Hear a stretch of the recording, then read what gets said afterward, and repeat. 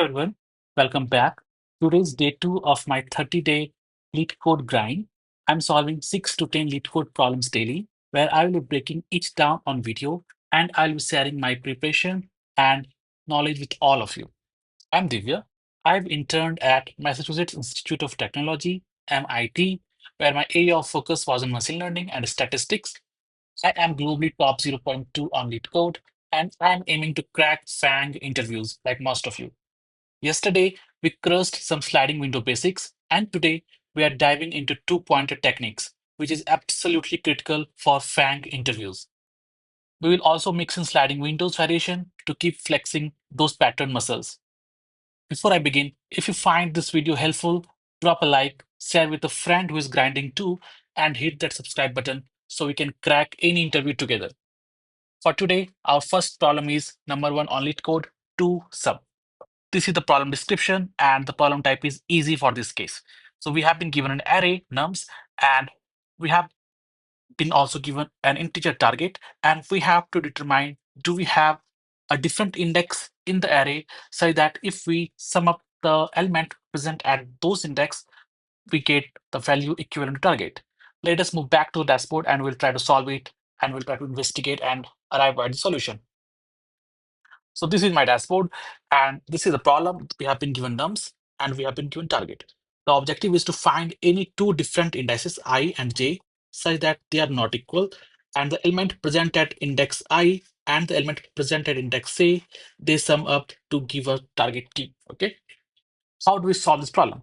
The basic arithmetic step would be, if we take into number x plus y, it should sum up to target t. How about if we add minus y on both the sides? We get something like this. Target minus y is equivalent to x. What does this mean? Let me walk you through this example. Suppose our target in this case is 9. I wrote a 9 here, and the first element is 2. Okay, I wrote 2 here. What does 9 minus 2 gives us? It gives us 7. By the way, we'll also maintain a hash set or dictionary in this case, whose type will be number followed by the index of that number. Okay. So in the first step, what I do is I subtracted 2 from the target. 2 is the first index value. 9 minus 2, it keeps us 7. Now I ask myself, hey, do we have 7 where? Do we have 7 in the hash set or dictionary? The answer is no, we do not have 7. In that case, what we'll do is we'll simply add this 2, or in this case, y value, along with its index, which is like 2, 0, correct? And then we'll move to the next index. I will repeat the same step, same process once again. Target is 9, the value is 7. What does it give me? It gives me 2, right? It gives me 2, right? I ask myself again, hey, do we have 2 present in the array in this dictionary? And the answer is yes. 2 is clearly present over here, right? So our answer is satisfied, like we have found an answer. But hey, let us just think about it in a more intuitive manner, how this is even working. In the first step, when I was in this first step here, I asked myself, hey, 9 minus 2, it gives me 7. What does this mean? It means we are currently looking at a value 2, and we found a value 7. And we expect that as we traverse the array from left to right, we hope to find something say similar to 7, or something precisely equal to 7, right?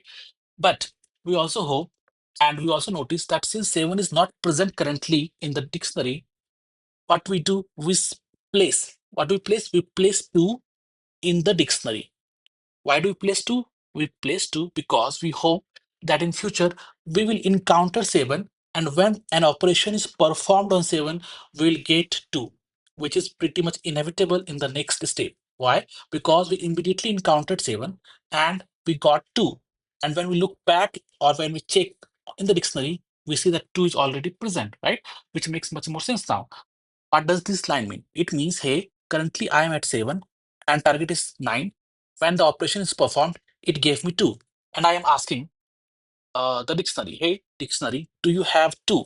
And the dictionary told me, yeah, I have 2, and that 2 at index 0. So this is how it is working. These two steps, they are complementing each other in one sense or the other, okay? So this is the code for this thing. We will initially declare an empty dictionary, and then we'll run across the entire nums array, which will be of order of n time complexity, because we'll be traversing every single element. And then this is the first thing that we'll do, x is equal to target minus nums of I, which is pretty much similar to what we are doing over here, right? And then we ask, hey, is this value, the difference, is the difference present in dictionary? And the answer is no. So what do we do? We store the value that led to this difference, right, in the dictionary along with that index. And if at all in the future we find something, a difference that is already present in the dictionary, it means there the current value, which is like this difference value, it led me to X, right? So in that case, I will return this thing along with the index, right? This value will give me the index. Index of what? Index of difference, right? Difference in this case is X, and this is given the ith index. Ith index is of the current element, which is inviting me to go to this X part, right? So that is what all there is about this thing. If we take a look at time complexity, it will be of order of n. Why? Because of this loop. And the space complexity is will be of order of n. Why? Because of this hash map that we're maintaining over there, right? So this was that there is all that is about this problem. Now what I will do is I will go to the LeetCode dashboard and we'll try to submit the problem and see how it goes. I'm on the LeetCode dashboard. I have already copied my solution, so I will simply paste it and I'll run it.